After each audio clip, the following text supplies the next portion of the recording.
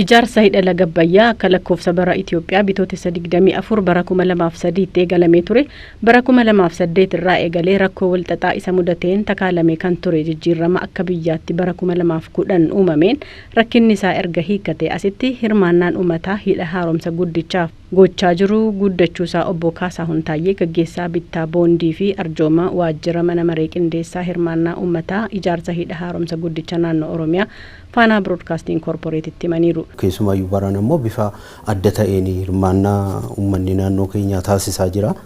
Kanaaf hirmaannaan walumaa galaa akka naannoo Oromiyaatti taasifame bittaa boondii fi arjoomaanii qarshii biiliyoona 1 miiliyoona 800 fi miiliyoona 56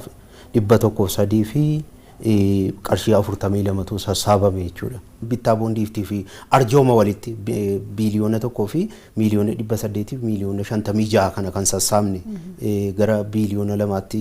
kan siqu jechuudha. Qarshiin sassaabame kun kutaalee hawaasaa hundarraa ta'uusaa eeranii hawaasa qonnaan bulaa fi horsiisee bulaarraa miiliyoona 100 fi miiliyoona 38 fi 94,591 abbootii qabeenyaarraa miiliyoona 100 fi miiliyoona 5 fi 20,424 dhaabbata miti mootummaarraa miiliyoona 74 fi 976,336 jiraattota magaalaarraa miiliyoona 52 fi 854 fi 480 maayikiroo faayinaansotarraa miiliyoona 400 fi miiliyoona 5 fi 632 fi 678 sassaabamuu himaniiru. Dabalataanis hojjettoota mootummaarraa birrii miiliyoona 900 fi miiliyoona 18 fi 1,168 fi 727 kan sassaabamee fi kunis gumaacha isa guddaa ta'uu himaniiru. Obbo Kaasaahun barattoota manneen barnootaa dhuunfaa fi kan mootummaa keessa baratan dabalatee qaamota hawaasaa naannoo Oromiyaa adda addaarraa birrii miiliyoona 61 fi 355 fi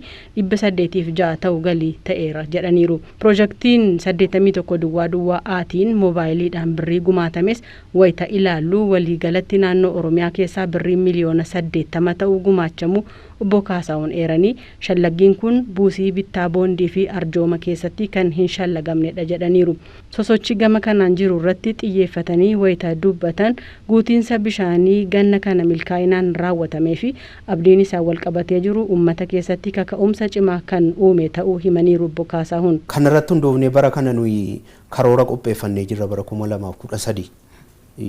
bara 2013 karoora qopheeffanneetu godinaalee fi magaalotaa fi gadi buufnee jirra. Kanaan qarshii miiliyoona 200 fi miiliyoona 16 sassaabuu dandeenya bara kana jenneetu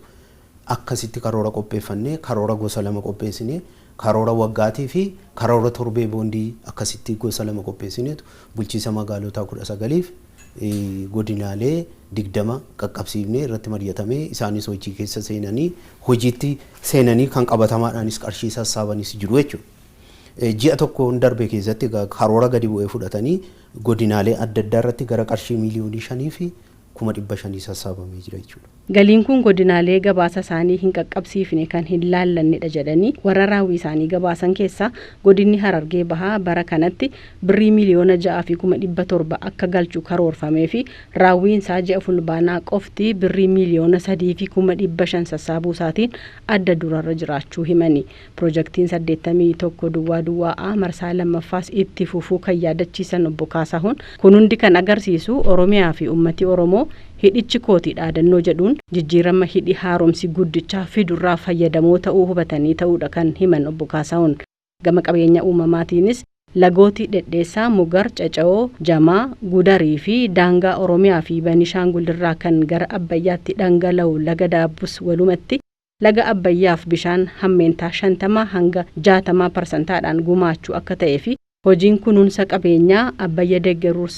humni namoota birrii miiliyoona 13 itti shallagamus Oromiyaa keessaa gumaatameera jedhaniiru. Hidhi laga Abbayyaa ijaarsa isaa xumurame bu'aa kaa'ame argachuuf ummati waan irraa eegamu akka gumaachuuf gaggeessaan bittaa boondii fi arjooma waajjira mana maree qindeessaa hirmaannaa uummataa ijaarsa hidha haaromsa guddichaa naannoo Oromiyaa obbo Kaasaahun Taayyeen dhaamsa dhaamaniiru. Beektotni naannoo keenya akkuma beektotni Gibxi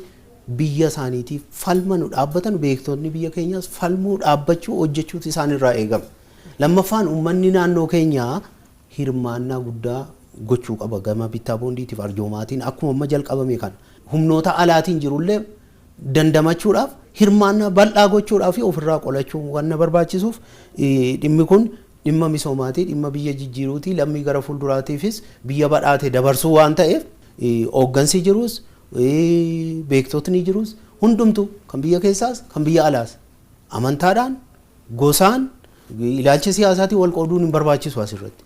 sirriitti itti tumsinee ijaarsa kana xumuruu qabna. Karoora keenya galmaan gahuudhaaf qaamni hundummoo itti nu tumsuu qaba waan jedhuun ergaa dabarsuu barbaada.